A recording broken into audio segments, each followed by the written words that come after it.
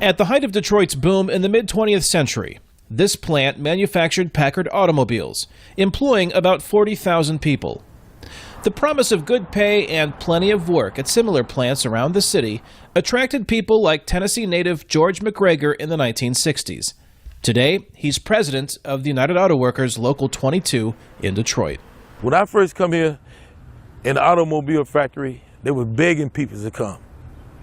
And the hour raise was something like $3.25 an hour. But the auto industry stopped begging when demand for American cars slowed and interest in foreign automobiles increased. The Packard brand became extinct, and the hum of its once mighty factory is silent. These crumbling buildings are part of one of the largest vacant industrial complexes in the world. They symbolize Detroit's boom-to-bust story. There were about a dozen auto factories, very large employers. And over time, those have been shut down to now there's only one left. Economist Eric Scorsone at Michigan State University says although General Motors boasts the most prominent set of buildings in downtown Detroit, the auto industry plays a much smaller role in the city's economy. In fact, healthcare is the biggest employer now in the city. There were about 300,000 auto factory jobs in Detroit in the 1950s, when the population was around 1.8 million. Today, there are fewer than 27,000 jobs in plants operated by Chrysler and GM, and the overall population is just above 700,000. We got 3 casinos and 2 auto factories, but we went from manufacturing to gaming.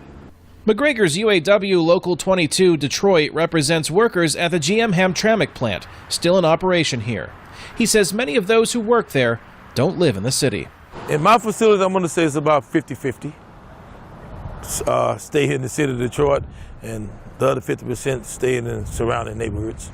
McGregor says he had the opportunity to leave when others fled Detroit, but decided to stay. He doesn't regret it, even in the wake of news that the city is bankrupt. I work in Detroit, I make my living in Detroit, and I'm planning on staying in the city, hopefully that it will come back.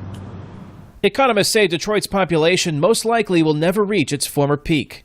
And if the city is to come back, it will need to redefine itself post-bankruptcy as something different than Motor City. Kane, Farabaugh, VOA News, Detroit, Michigan.